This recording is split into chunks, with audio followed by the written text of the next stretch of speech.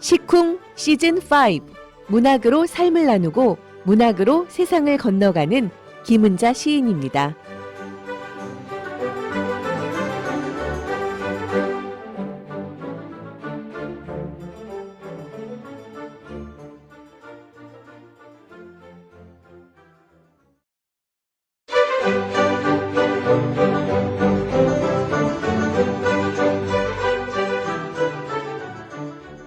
시쿵 시즌5 문학으로 삶을 나누고 문학으로 세상을 건너가는 김은자 시인입니다.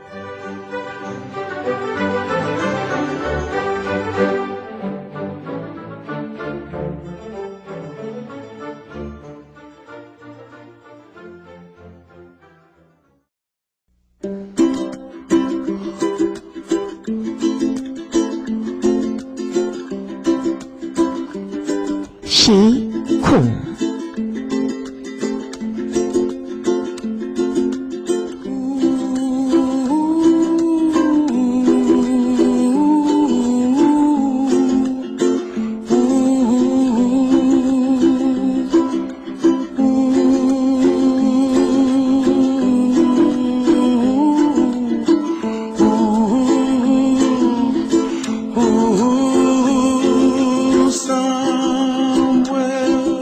이란 전쟁이 난항을 겪고 있네요. 종전 협상이 될 듯 전쟁이 끝나지 않을 것 같은 불안한 감이 점점 커지는 건 왜 그럴까요? 뭐 그렇게 복잡할까요? 이해관계, 정치적인 문제, 그 외에 여러 가지 복잡한 문제들이 전쟁을 끌어가고 있습니다. 단순해질 수는 없을까요? 세상도 그렇고 우리 사는 것도 그렇고 말입니다. 어린애 같은 생각일 수도 있겠습니다만요. 저는 사람이든 사회이든 단순할 필요가 있겠다. 그렇게 되면 나은 세상이 될 것 같다라는 생각을 합니다. 그런 가운데 봄은 바짝 우리 옆으로 와 있습니다. 이러다가 불현듯 여름이 오는 거 아닌지 모르겠어요. 봄이 깊어질수록 시도 익어가는 문학 프로 시쿵 김은자 인사드립니다. 시는 마음의 치유다라는 말도 있습니다. 그런데 그 치유가 되려면요, 한 가지 조건이 있다고 해요. 시를 읽는 독자들이 건성건성이 아닌 마음의 눈으로 진중하게 시를 대해야 한다고 합니다. 사람들도 마찬가지겠죠. 좀 진중하게 마음을 읽어야 좋은 세상이 되겠죠. 위로가 필요한 순간들이 있습니다. 가끔 한켠에 서걱거리는 바람이 스치는 날, 마음 저 밑바닥에 작고 까칠까칠한 돌덩이들이 상처를 내면서 움직이는 것 같은 날, 위로가 되는 시 한 편 만날 수 있다면 얼마나 좋을까요? 상처를 어루만져주는 따뜻한 시어에 마음이 스르르 녹아내릴 텐데요. 시는 상처와 아픔을 치유하는 힘도 있습니다. 삶의 희노애락을 경험하는 시간입니다. 불안 속에서 상처받고 고통받는 사람들과 소통하고 싶어하는 시. 오늘도 그 시를 통해서 인생의 가치와 진정한 행복에 대해서 진지하게 질문하면서 해답을 찾는 시간이 되길 바라면서 시쿵 시작하겠습니다. 살다가 힘든 일이 생기면 세상 사람들은 다 행복한데 나만 힘든 것 같고 나만 불행한 것 같다라는 생각에 빠져들기 쉽습니다. 삶에서 찾아오는 그 상처들, 힘든 시간을 지나고 다시 일어나기까지 참 쉬운 시간은 아니죠. 그러나 다시 일어나서 그때를 되돌아보면요, 그때 그 상처가 그 일이 아무것도 아니었는데 할 때가 있습니다. 아니, 그 상처 때문에 내가 여기까지 왔다라는 생각이 들 때가 있어요. 상처를 입은 사람은 모두 철학자가 된다는 그런 제목의 책도 있습니다. 상처를 지나고 나면 인생이 한층 무르익은 모습으로 다가오는 거죠. 손에 작은 가시가 하나 박혀도 얼마나 아픕니까? 그런데 그 상처가 있었기 때문에요. 다음번에는 조심하게 되고요. 그 가시를 빼내고 상처를 이기는 법을 깨우치게 되기도 하죠. 오늘 여러분들에게 소개해 드릴 시는요, 복효근 시인의 상처에 대하여 라는 시입니다. 낭송은 붉은 작업실 문학회 회원이면서 뉴저지 클로스터에 거주하는 박미화 시인이 하겠습니다.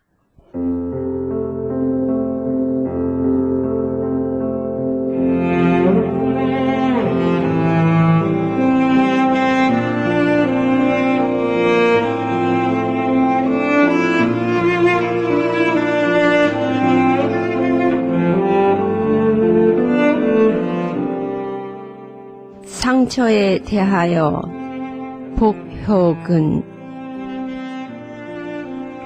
오래전 입은 누이의 화상은 아무래도 꽃을 닮아간다. 젊은 날 내내 속 썩어 쌌더니 누이의 눈매에선 꽃 향기가 난다. 요즘 보니 모든 상처는 꽃의 빛깔을 닮았다. 하다못해 상처라면 아이들의 여드름마저도 초여름 고마리 꽃을 닮았다. 오래 피가 멎지 않던 상처일수록 꽃 향기가 된다. 오래된 누이의 화상을 보니 알겠다. 향기가 배어나는 사람의 가슴 속엔 커다란 상처 하나 있다는 것. 잘 익은 상처에선 꽃 향기가 난다.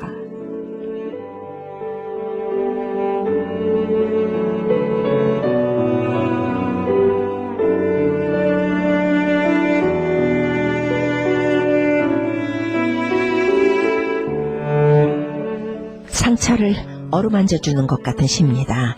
이 시는 복효근 시인의 시선집 어느 대나무의 고백에 실린 시입니다. 많은 분들이 흉터를 가지고 살아가잖아요. 세월이 지나면 없어지기도 하지만 흉터가 생겼던 그때 그 기억, 다쳤던 기억은 오래오래 기억에 남는 것 같습니다. 마음의 흉터인 거죠. 그것이 외상 트라우마가 되어서 어떻게 할 수 없는 것들, 마음의 문이 꽉 닫혀서 어떻게 할 수 없는 그런 것들이 종종 있더라고요. 와, 상처를 꽃으로 봐주는 사람이 있다니요. 세상 모든 꽃은 상처를 닮았다라고 말하고 있습니다. 상처를 바라보는 시인의 따뜻한 시선이 위로가 됩니다. 상처를 많이 받다 보면 그 잔펀치라고 그러나요? 더 이상 상처를 받지 않으려고, 더 큰 상처를 받지 않으려고 무던히 애쓰면서 살게 됩니다. 사람도 쉽게 믿지 못하고요. 마음도 쉽게 주지 못하게 되죠.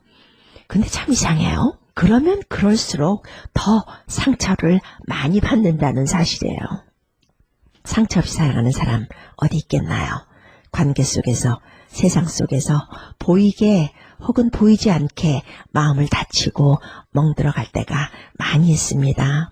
저마다 크고 작은 상처를 안고 살아가는 우리들입니다. 근데 남 모르는 상처가 아프기도 하지만요, 또 힘을 내기도 합니다. 봄이 오기 전에 바람이 많이 부는 날이 있잖아요. 그 다음날 밖에 한번 나가보세요. 나무가지가 엄청 많이 잘려나가서 부러져 있습니다. 어떤 나무가지는 바로 갓 잎을 틔웠는데도 가지가 잘려서 부러져 나가 있어요. 생살이 그대로 보여요. 그런데 그 나무들이 잘려나간 곳, 생살이 찢겨나간 곳에 더 무성하게 가지가 들어서고 잎이 핀다는 사실입니다. 아픔을 지나본 자만이, 상처를 받아본 사람만이 남의 상처도 이해를 하게 됩니다. 상처가 없는 삶이 있다면요, 그건 온실 속의 화초예요. 근데 말입니다, 여기 찢기고 저기 찢기고 힘든 시간에 그 먼 길을 견디고 희망을 놓지 않으면서 잘 추스려온 사람들을 보면요, 아름답게 익었다라는 생각을 하게 됩니다. 잘 숙성된 내면이 엿보이기도 해요. 남의 상처를 이해하기란 쉽지가 않습니다. 이 시를 보면요, 왜 상처를 꽃에 비교했을까 의문이 들기도 하는데요. 모든 상처는 꽃의 빛깔을 닮았다라고 했잖아요. 하다못해 아이들의 여드름까지도 초여름 고마리꽃을 닮았고, 오래된 누이의 화상은 꽃을 닮아 있다고 이렇게 시인이 말하고 있는데요. 그러면서 향기가 배어나는 사람의 가슴 속엔 커다란 상처 하나가 있더라 라고 말해주고 있습니다. 그래서 상처와 꽃을 비교한 것이 아닌가 그런 생각도 듭니다. 여기서 몇몇 시기는요, 철학 같아요. 오래 피가 멎지 않던 상처일수록 꽃향기가 괜다라는 시기하고요. 잘 익은 상처에선 꽃향기가 난다. 정말 위로가 되는 시기입니다. 오래 피가 멎지 않은 상처라는 것은 견딜 수 없었고 죽을 만큼 아프던 상처를 말하는 거겠죠. 잘 익은 상처에서는 꽃향기가 난다. 그 말은 상처를 견디고 잘 아물어서 숙성된 모습으로 살아가는 모습을 말하는 것 같고요. 그런 분들을 종종 살아가면서 우리는 만나게 됩니다. 저분은 그 아픔을 어떻게 저렇게 견디고 아무 일도 없었다는 듯이 성실하고 진실하게 한결같이 살아갈까? 그런 분들 있잖아요. 당연 꽃향기가 나죠. 근데요, 남의 상처를 이해하는 마음과 사랑해주는 마음도 아름답고 꼭 필요하지만요, 나의 상처를 사랑할 수 있는 마음이 저는 정말 중요한 것이 아닌가 하는 생각도 해봐요. 여러분들의 흉터는 무엇인지요? 각자의 가슴에 열쇠가 꾹 닫힌 채 이 화상 자국이 있다면 오늘 이 시를 감상하면서 그 흉터에 꽃향기 풍기게 활짝 열어두시기 바랍니다. 봄바람에 꾸덕꾸덕 다 굳어서 오래 피가 멎지 않던 상처일수록 꽃향기가 괜다라는 식귀처럼 아름다운 향기가 진동할 것이라고 생각합니다. 이 시를 쓴 복효근 시인은요, 1962년 전라북도 남원에서 태어났습니다.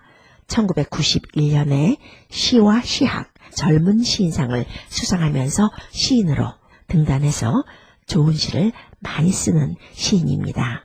시집으로는 당신이 슬플 때 나는 사랑한다, 범아제비 사랑, 새에 대한 반성문, 누때가 강을 건너는 법, 꽃 아닌 것 없다, 고요한 저녁이 왔다, 중심의 위치 등이 있고요.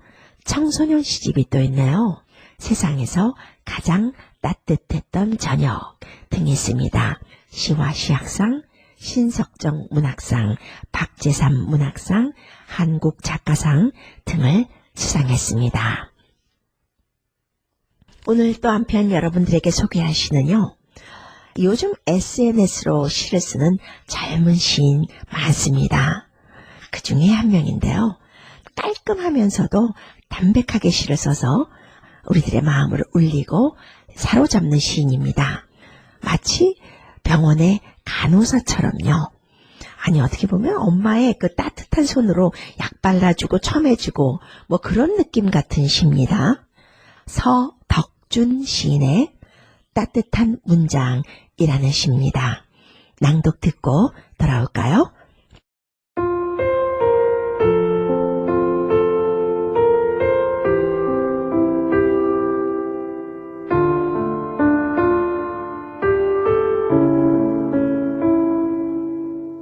따뜻한 문장. 서덕준.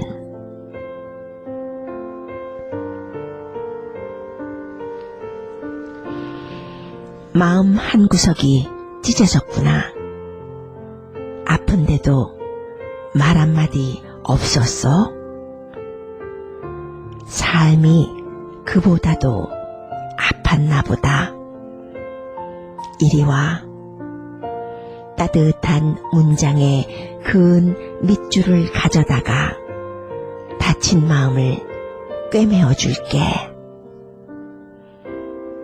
울음이 새벽보다 이르게 시작되는 날이 많아졌어. 무엇이 이렇게 너를 강이 되어 흐르게 하니? 우는 일이 죄가 되지 않도록 내가 울음을 쏟는 동안 나는 녹음된 빗소리가 될게. 내가 더 젖을게. 그러니까 나는 내가 아프지 않았으면 좋겠다.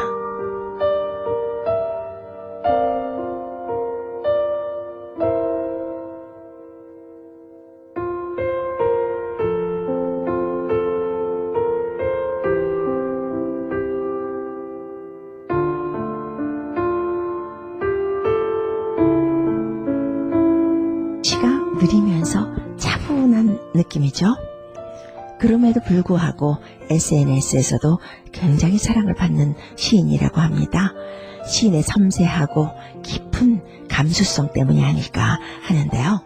마치 상처난 자리를 싸매어주는 것 같은 그런 시어들입니다. 시인의 섬세한 감수성을 시인은 이렇게 말하고 있습니다.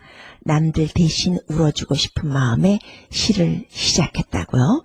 옛날에 양반집에서는요, 장례를 치를 때 대신 울어주는 젊은 여자아이를 맨 앞에 내세우곤 했는데요. 그걸 곡비라고 불렀는데요. 시인은 다른 사람들을 대신해서 먼저 통곡하는 법을 배웠고, 제가 대신 아파할 테니까 이글 보고 이 시 보고 조금 쉬세요 하는 마음이 늘 들었다고 합니다. 마음으로 독자들을 대한 거죠. 그래서 서덕준 시인의 시를 좋아하는 것이 아닌가 하는 생각도 해보는데요. 대신 울어주는 시인. 어떻게 보면 그것이 문학의 역할이기도 하죠. 살면서 우리는 상처받을 때 위로받고 싶어지는 마음도 크지만 이 시처럼 친구나 가족을 위해서 따뜻한 위로를 해주고 싶은 마음도 듭니다. 이 시는 그러니까 위로도 받고요. 위로도 해주는 시예요. 마음 한구석이 찢어졌구나. 아픈데도 왜 나한테 말 한마디 없었어? 이리 와봐. 따뜻한 문장에 밑줄을 가져다가 너의 다친 마음 꿰매어 줄게. 이렇게 다정하고 따뜻한 시어가 오늘은 우리를 꽉 차게 해주네요. 다음 식기 보면 또 힘이 납니다. 다음 식기 보면 이 사람이 내 맘속에 들어와 봤나 하는 생각을 하게 되죠. 울음이 새벽보다 이르게 시작되는 날이 많아졌어. 힘든 시간에는 새벽이 오기 전 밤부터 울잖아요. 무엇이 이렇게 너를 강이 되어 흐르게 하니? 우는 일이 죄가 되지 않도록 네가 울음을 쏟는 동안 나는 녹음된 빗소리로 내려줄게. 내가 더 젖을게. 내가 대신 자리를 채워줄 테니까, 내가 더 울어줄 테니까 아파하지 마. 이 말이잖아요. 그리고 이 마지막 식기는 말이에요. 솜니불처럼 포근한 문장이네요. 그러니까 나는 네가 아프지 않았으면 좋겠다. 상처를 받아본 사람만이 상처를 위로할 수 있다는 말이 있습니다. 서덕준 시인은 태어날 때부터 많이 아팠다고 해요. 그래서 여러 차례 수술도 받았고요. 말로 다 설명하기 힘든 이유가 있겠죠. 그런 아픔이 있었겠죠. 그래서 자기 자신이 불쌍했다고 합니다. 성취하는 몸으로 태어난 것을 원망도 하고 그러면서 부모님께 또 한편으로는 죄송도 하고 했다는데요. 그 과정 속에서 사는 것은 그저 아픔을 빚어내는 것이겠거니 생각을 하게 되었다고 합니다. 그래서 그런지 그의 시는요, 그냥 하는 말이 아니고 경험에서 마음 깊숙한 곳에서 우러나와서 위로가 느껴집니다.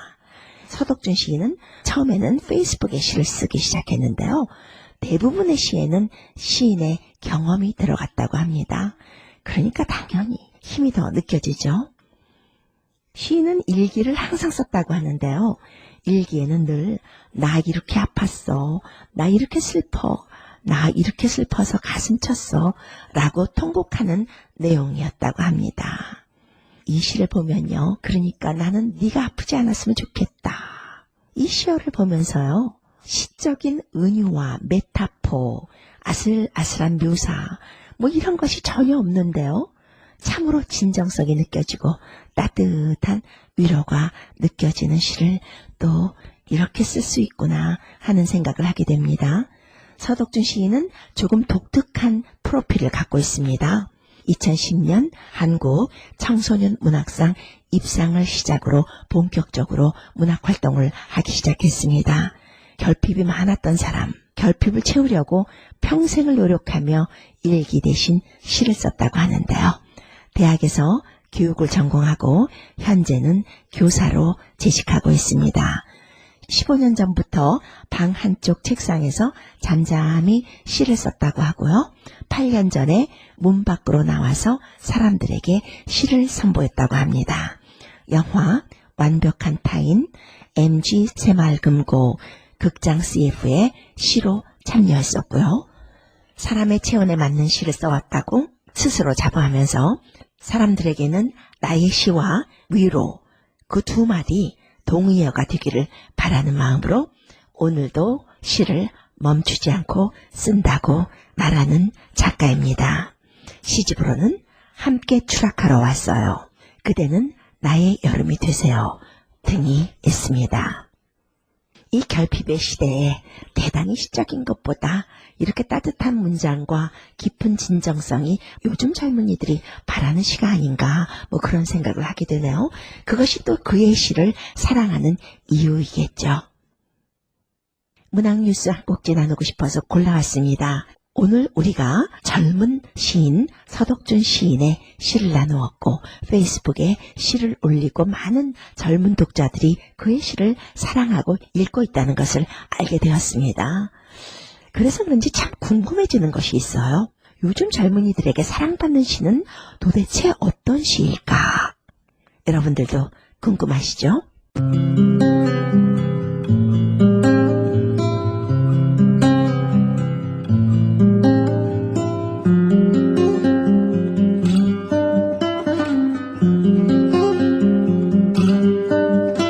지난 10년간 독자들에게 가장 많이 사랑받은 시집은 나태주 시인의 꽃을 보듯 너를 본다 라고 합니다.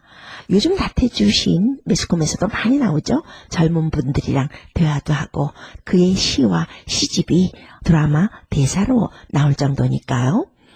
인터넷 서점 ES24는 지난 세계 시의 날을 앞두고 최근 10년간 시집 판매 데이터를 분석한 결과를 발표했습니다.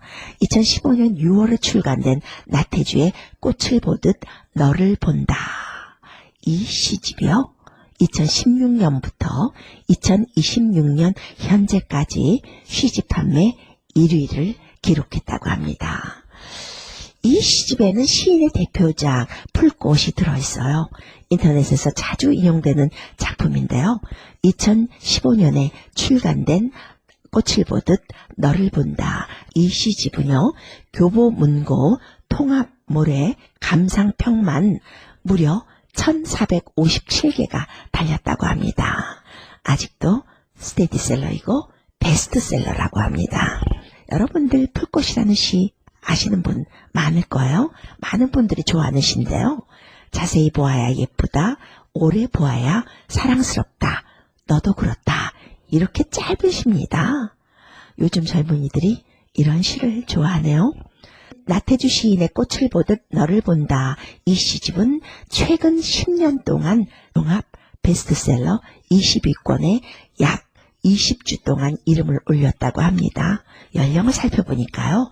10대부터 40대까지 전 연령대에서 고르게 구매한 것으로 나타났다고 합니다. 이 밖에도 나태주 시인의 시집 끝까지 남겨두는 그 마음이라는 시집은 8위를 기록했다고 하네요. 나태주 시인 대세네요. 나태주 시인은요. 판매 순위 상위 30편에 작품 6편을 올려서 동시대 젊은 독자층과 가장 가깝게 호흡하는 작가로 나타났다고 합니다. 또 2위가 궁금하죠? 2위는 시필사도서로 인기를 끈 김용택 시인의 어쩌면 별들이 너의 슬픔을 가져갈지도 몰라 라는 시집이라고 합니다. 3위는 한강이 약 20년 만에 발표한 시집인데요. 한강은 원래 시인으로 먼저 등단을 했습니다. 서랍에 저녁을 넣어두었다 라는 제목의 시집이 세 번째로 많이 팔린 시집으로 뽑혔다고 합니다. 김용택 시집은요. 필사도서로 사랑을 받았고요. 한강 시집은 작가의 아무래도 노벨문학상 수상 이후에 판매량이 급증한 이유이기도 한 것 같다고 합니다. 방탄소년단 BTS 뮤직비디오에 인용되면서 화제를 모았던 니체의 서사시 있었죠. 자라투스트라는 이렇게 말했다라는 서사시요. 해외 시집 가운데 유일하게 상위 10위에 올랐다고 합니다. 그러니까 니체가 BTS를 등에 업은 건가요? 시대를 뛰어넘어서 이어지고 연계되고 이렇게 서로 힘을 주네요. 텍스트 힙 열풍과 함께 시집을 찾는 독자 연령대도 낮아졌다고 합니다. 실제 구매량이 말해주고 있잖아요. 지난해 기준 시집 구매량은 전년 대비에 51.9%가 증가했대요. 특히 10대 독자의 구매량이 97.2%, 어머, 거의 100%네요. 급증했다고 합니다. 젊은 사람들이 시집을 많이 사서 본다는 증거입니다. 오늘 나눈 서덕주 시인의 따뜻한 문장이라는 시도 그렇고요. 나태주 시인의 풀꽃도 그렇고요. 요즘 젊은이들은 소통이 편하면서도 마음에 와닿는 시를 좋아하네요. 오늘도 여러분들과 시 두 편 그리고 문학 뉴스를 나눠봤습니다.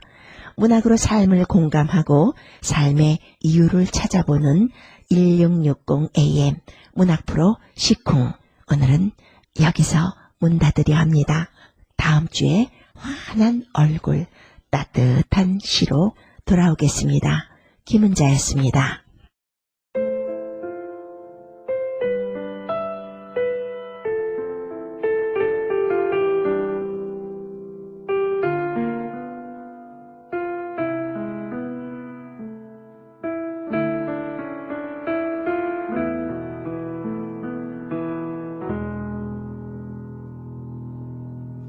산다는 건 참 고단한 일이지.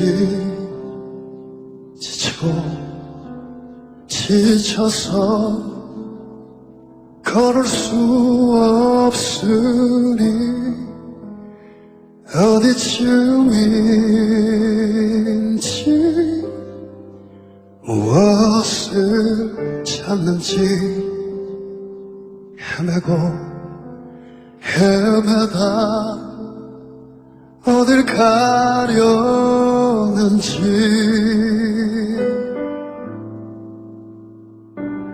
꿈은 버리고 두 발은 딱 붙이고 세상과 어울려 살아가면 되는